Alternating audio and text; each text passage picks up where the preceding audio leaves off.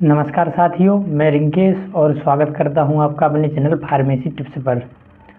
आज अपन देखेंगे pharmaceutical jurisprudence, जिसमें अपने कुछ फार्मास्यूटिकल एक्ट और रूल आते हैं, जैसे कि शेड्यूल हो गए, अपेंडिक्स हो गए।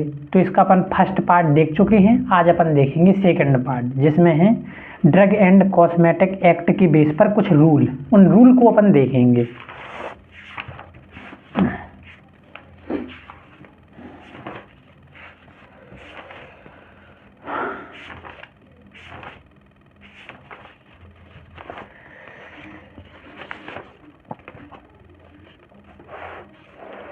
सबसे पहले आता शेड्यूल टू द रूल, जिसे अपन बोलते हैं schedule to the rule of drug and cosmetics. तो इसमें अपने कुछ मेनली फॉलोइंग शेड्यूल्स हैं, उनके बारे में अपन देखते हैं। जिसमें अपना पहला आता है शेड्यूल ए। शेड्यूल ए में रहता है it specifies list form and applications for licence permit and certificate related to the sale manufacturing import and testing of drug and cosmetics. देखो, सबसे पहला ये है अपना कौन सा शेड्यूल ए। जब आप कोई दवा की दुकान खोलो या फिर इंडस्ट्री खोलो या फिर होलसेल खोलो मेडिसिन्स का, तो सबसे पहले आपको लगता है परमिट, जिसे अपन बोलते हैं लाइसेंस। तभी आप दवाओं को बना सकते हो, उसकी फॉर्मुलेशन कर सकते हो, डिस्पेंस कर सकते हो, सेल कर सकते हो। किसको? ड्रग एंड कॉस्मेटिक्स को। तो अपना पहला शेड्यूल बताता है लाइसेंस और परमिट के बारे में, कि ये आपके पास होना ही चाहिए। दूसरा आता है शेड्यूल बी। इट स्पेसिफाइज या contains the fees payable for testing और analyse for drug and cosmetics. Schedule B कहता है कि जो आपकी दवाइयाँ हैं उनमें आपकी मतलब जो आप लेते हैं उसमें पेएबल फीस, उसकी आपके पास स्लिप होनी चाहिए जो आप फीस पे कर रहे हैं। ये बताता है अपना कौन सा शेड्यूल बी। शेड्यूल सी की बात करें तो it contains list of biological and special products whose import, sale, distributed and manufacture are governed by specific provision। देखो, सीधी सी बात है, इसमें आते हैं अपने कौन से पेरेंट्रल, जितने पेरेंट्रल कंपाउंड होते हैं वो सब आते हैं अपने किसमें? शेड्यूल सी में। और उनको अपन इंपोर्ट कर सकते हैं और मैन्युफैक्चर कर सकते हैं और सेल कर सकते हैं। अब इसी सी का दूसरा पार्ट है C1। तो C1 होता है, सबसे पहले बता दूं मैं, पेरेंट्रल सब्सटेंस के लिए, जिसमें कि पेरेंट्रल सब्सटेंस ना हो। C हो गया पेरेंट्रल सब्सटेंस के लिए और C1 हो गया अदर देन पेरेंट्रल सब्सटेंस। तो it contains list of specific and biological product whose import, sale, distribution and manufacturing governed by specific provision. वही इसमें बताया गया। इसमें आप दवाइयों को इंपोर्ट कर सकते हो, फॉर्मुलेशन कर सकते हो, डिस्ट्रीब्यूट कर सकते हो और उसको सेल कर सकते हो। ये आता है अपना शेड्यूल C1 में। शेड्यूल डी की बात करें हम तो it contains list of drug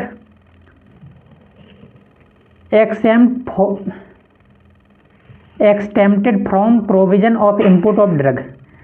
इसमें कुछ ऐसे ड्रग रहते हैं जो अपन को नहीं, जिसमें छूट रहती है कि उन ड्रग को मतलब नहीं खरीदना, बाकी उनके अलावा जो भी लेना हो वो ले सकते हैं। इसमें आते हैं एक्सेप्शन, इसको छोड़ के आप वो ले सकते हैं। ये आता है अपना डी में, इसमें कुछ स्पेसिफिक दवाएं रहती हैं। शेड्यूल E1 की बात करें तो it contains a list of poisonous substance under Ayurvedic and यूनानी सिस्टम और medicines that require careful regulation. इसमें आती हैं पॉइजनस सब्सटेंस, जो अपना आयुर्वेदा और यूनानी सिस्टम नहीं बना था उसके अकॉर्डिंग, कि जो अपना ये कौन से हैं पॉइजनस सब्सटेंस होते, उनका केयरफुली, बहुत केयरफुली तरीके से उनका यूज हो। ये आता है अपना शेड्यूल E1 के अकॉर्डिंग। शेड्यूल F की बात करें तो it specifies space equipment and supply required for a blood bank. इसमें आता है अपना ब्लड बैंक। जो ब्लड बैंक अपन खोलते हैं उसके लिए अपन को कितना स्पेस चाहिए, कितनी इक्विपमेंट चाहिए, ये सब अपन देखते हैं शेड्यूल F में। शेड्यूल F1 की बात करें तो F1 अपना कंटेंस है 3 पार्ट। F1 बना होता है 3 पार्ट से। सबसे पहला आता है पार्ट 1। इसमें अपन देखते हैं provision applicable to the product और bacterial and viral vaccine. Viral और बैक्टीरियल वैक्सीन आती हैं अपने पार्ट 1 के F1 में। और पार्ट 2 की बात करें, provision application to the production of serum from living animals. जो सीरम नहीं होता, एक टेस्टिंग करते हैं अपन, सीरम निकालते हैं, उसको अपन करते हैं पार्ट 2 में F1 के। पार्ट 3 की बात करें तो ये होता है स्टैंडर्डाइजेशन डायग्नोस्टिक एजेंट। ये इसमें रहती है अपनी मैन्युफैक्चरिंग का तरीका, जो अपन मैन्युफैक्चरिंग करते हैं वो आती है F1 के पार्ट 3 में। F2 की बात करें तो स्टैंडर्ड्स फॉर सर्जिकल ड्रेसिंग। इसमें जो अपना सर्जिकल सामान नहीं होता, आपने बहुत से सर्जिकल इक्विपमेंट देखे होंगे, सर्जरी में एक अपना वो धागा यूज किया जाता, वो हो गए, और जितने भी सारे सर्जिकल इक्विपमेंट्स हैं वो अपनी आते हैं शेड्यूल F2 में। शेड्यूल F3 की बात करें तो इसमें आता है क्या, stand for sterilise umbilical taps. ये जो अपना ऐसा टैप्स होता, अम्बेलिकल टैप्स होता, जो अपना वो नहीं होता, जब आपने कभी वो देखा हो, क्या कहते हैं, जब बच्चा होता है तो उसका वो नाड़ा नहीं होता, प्लेसेंटा जिसे बोलते हैं, तो प्लेसेंटा को काट दिया जाता है, फिर जिस टैप से चिपकाया जाता है उसे बोलते हैं अम्बिलिकल टैप। वो होता है इस टैप का नाम। तो भी आता है किसमें, शेड्यूल F3 में। शेड्यूल FF की बात करें तो ऑप्थेलमिक जितने ऑप्थेलमिक प्रोडक्ट भी प्रोडक्ट होते हैं जिनको अपन आई में यूज कर सकते हैं, वो आता है स्टैंड शेड्यूल FF में। अब बात करें हम शेड्यूल G की,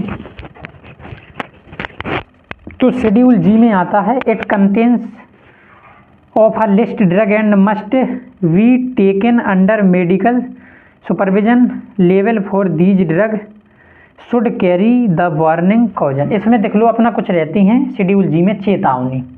ऐसी ड्रग रहती है जिनमें चेतावनी लिखी रहती है कि आपको ऐसे यूज करना है, अगर आप ऐसे यूज नहीं कर सकते हो तो आपको कुछ पेनाल्टीज हो गई, आपको कुछ फाइन हो गया, आपको सज़ा मिलेगी और फाइन भरना पड़ेगा। सीधी सी बात ये रहता है शेड्यूल G में। इसमें अपनी रहती है वार्निंग और कॉजन, मतलब चेतावनी। हम बात करें शेड्यूल H की, तो शेड्यूल H में आता है it contains list of prescription drug. जो अपनी प्रिस्क्रिप्शन ड्रग नहीं होती, जो अपन मार्केट में जाते हैं, वो प्रिस्क्राइब होती हैं। एक मेडिकल में अप्रोक्स 178 दवा होना जरूरी है, उन्हें अपन बोलते हैं प्रिस्क्रिप्शन ड्रग, जो अपने पर्चे पर लिखता है डॉक्टर। ये आती है शेड्यूल H में। शेड्यूल H1 की बात करें तो it added schedule H two with the strict monitoring for certain antibiotics anti TB drugs. इसमें कुछ और ड्रग ऐड की गई, जैसे एंटीबायोटिक हो गया अगेंस्ट बैक्टीरिया। एंटीबायोटिक्स ड्रग वे ड्रग्स होती हैं जो बैक्टीरिया के अगेंस्ट काम करें। एंटी टीबी ड्रग वे ड्रग होती हैं जो ट्यूबरकुलोसिस के अगेंस्ट काम करें। माइकोबैक्टीरियम ट्यूबरकुलोसिस करके एक बैक्टीरिया होता है जो ह्यूमन में टीबी कॉज कर सकता है। तो ये आती है शेड्यूल H1 में। शेड्यूल J की बात करें तो J में ऐसी दवाइयाँ आती हैं जो आपको क्योर नहीं कर सकते, मतलब जैसे क्योर, ऐसी बीमारियाँ जिन्हें आप क्योर नहीं कर सकते, जैसे कि अपना एड्स हो गया, कैंसर हो गया, डायबिटीज़ हो गया। क्योर का मतलब ऐसा होता कि उन्हें परमानेंट ठीक नहीं किया जा सकता। कुछ समय के लिए क्योर कर सकते हो आप, लेकिन परमानेंट ठीक नहीं कर सकते। ऐसी दवाइयाँ आती हैं अपनी शेड्यूल J में। शेड्यूल K की बात करें तो provide exception to certain drugs for manufacturing from specific provision to the act. इसमें भी कुछ एक्सेप्शन होते हैं जिसमें मतलब ये दवाएं आपको मैन्युफैक्चर नहीं करनी। अगर आप उन दवाओं को मैन्युफैक्चर करते हो जिनको छोड़ा गया है तो आपको पेनाल्टी और फाइन भरना पड़ेगा। शेड्यूल M की बात करें तो इट स्पेसिफाई GMP होता है good manufacturing practice for pharmaceutical including personal quality control. इसमें अपना रहता है GMP होता है गुड मैन्युफैक्चरिंग प्रैक्टिस। इसमें अपने वर्कर पूरे काम करते हैं साफ सफाई से, और इसमें अपना क्वालिटी कंट्रोल रहता है, जो अपना ड्रग होता है उसकी क्वालिटी को चेक करता है। ये अपना आता है शेड्यूल M में। Schedule M1, schedule M2, schedule M3 की बात करें तो M1 होता है GMP for homeopathic medicine. Homeopathic के लिए आता है M1। M2 आता है कॉस्मेटिक्स, जो अपने स्किन प्रोडक्ट हो गए, ये अपने किसके लिए, जैसे अपनी स्किन होती है उसको चमकाने के लिए, ब्यूटीफुल करने के लिए, अट्रैक्टिव करने के लिए अपनी होती कॉस्मेटिक्स। M2 हो गए cosmetics, GMP for cosmetics. M3 हो गया GMP फॉर मेडिकल डिवाइस। बहुत सारे मेडिकल डिवाइस आपने देखी होंगे जो अपने कहाँ यूज किए जाते हैं, मेडिकल्स में, हॉस्पिटलों में, उनमें अपना आता है शेड्यूल M3। शेड्यूल N की बात करें तो it list the minimum equipment required for efficient running of pharmacy. इसमें कुछ क्या रहती हैं, मिनिमम इक्विपमेंट की, इतने इक्विपमेंट आपकी फार्मेसी में होने चाहिए, ये अपना आता है शेड्यूल N में। शेड्यूल O की बात करें तो स्टैंडर्ड फॉर डिसइंफेक्टेंट फ्लूइड। एक होता एंटीसेप्टिक, एक होता डिसइंफेक्टेड। एंटीसेप्टिक होता जो लिविंग ऑर्गेनिज्म को किल करता, और डिसइंफेक्टेड होता जो नॉन लिविंग ऑर्गेनिज्म को किल करता। जैसे आपने देखा होगा क्या, आप फिनाइल से पोंछा लगाते हो, वो होता डिसइंफेक्टेड। तो यह था शेड्यूल किसमें, O में। शेड्यूल P की बात करें तो इसमें रहता है लाइफ पीरियड और ड्रग, मतलब ड्रग की कितनी एक्सपायरी डेट है, या है 2 साल तक वैलिड रहेगा, 3 साल तक, 4 साल तक, ये आता है शेड्यूल किसमें, P में। शेड्यूल P1 की बात करें तो पैक साइज ऑफ ड्रग, इसमें मतलब ऐसा रहता कि जैसे अपनी पैकेजिंग रहती कुल मिला के, इसमें रहती है पैकेजिंग, ये रहता है अपना किसमें, P1 में। Q की बात करें तो list of permit colour and pigment in drug and cosmetics. इसमें रहते हैं अपने कुछ कलर और पिगमेंट जो अपनी अपन मेडिसिन में करते हैं, वो आते हैं अपने किसमें, Q में। R की बात करें तो कॉन्ट्रासेप्टिक मेडिसिन, कॉन्ट्रासेप्टिक मेडिसिन आती हैं शेड्यूल R में। कॉन्ट्रासेप्टिक मेडिसिन जैसे सच एज आपने देखी होंगी, बहुत सारी आती, कॉन्डम्स वगैरह आजकल आने लगी, ये आती हैं कॉन्ट्रासेप्टिक्स मेडिसिन, ये आती है शेड्यूल R में। शेड्यूल R1 की बात करें तो ये भी शेड्यूल R1 भी अपना किससे रिलेटेड है, मेडिकल डिवाइसेस से, ये भी रिलेटेड है। शेड्यूल S की बात करें तो स्टैंड्स फॉर कॉस्मेटिक्स, यह कॉस्मेटिक्स के लिए बना होता है। T की बात करें शेड्यूल तो GMP फॉर आयुर्वेदिक, सिद्धा एंड यूनानी मेडिसिन। जब अपना ये नहीं आया था, कौन, इंग्लिश दवाइयाँ नहीं आई थी, ये मॉडर्न दवाइयों का मॉडर्न मेडिकल सिस्टम नहीं आया था, तो इससे पहले अपने चलती थी यूनानी, सिद्धा और आयुर्वेदिक। तो ये अपना होता है GMP, good manufacturing practice, Ayurvedic, Siddha, Unani system, schedule T के अकॉर्डिंग। शेड्यूल U की बात करें, specify the records to be manufactured by manufacture for drugs. इसमें अपना कहता है रिकॉर्ड, आप कोई दवा बना रहे हो तो उसका आपके पास प्रॉपर रिकॉर्ड होना चाहिए। जब ड्रग इंस्पेक्टर इंस्पेक्शन देने आता है, इंस्पेक्शन करने आता है आपकी लैब का, आपकी इंडस्ट्री का, तो आपके पास प्रॉपर रिकॉर्ड होना चाहिए कि हमारे यहाँ ये दवा बनती है और ये दवा नहीं बनती है। ये आता है शेड्यूल किसमें, U में। शेड्यूल U1 की बात करें, specify the record to be maintained by manufacture and cosmetics. U1 में आता है किसके लिए, कॉस्मेटिक्स के लिए, और U में आता है ड्रग्स के लिए। सेम है दोनों, एक में ड्रग्स के लिए, एक में कॉस्मेटिक्स के लिए।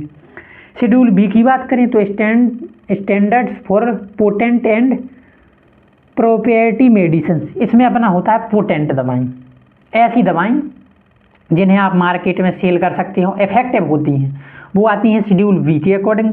शेड्यूल W के अकॉर्डिंग आती list of drugs to be marketed under generic name. Generic name होता है ब्रांड नेम, जेनरिक नेम आपने सुना है, जिस कंपनी ने उसको बनाया है और उसी का नेम चले, उसे अपन बोलते हैं जेनरिक नेम। ये आता है शेड्यूल W में। शेड्यूल X की बात करें तो इसमें X में आता है नारकोटिक्स, साइकोटिक, और अपना अपन नारकोटिक्स दवाई इसमें बना सकते हैं, उसको डिस्पेंस कर सकते हैं, उसको इंपोर्ट कर सकते हैं, उसको सेल कर सकते हैं, बट इसमें आपको कुछ स्पेसिफिक लाइसेंस की ज़रूरत होती है, ये आती है अपने शेड्यूल X में।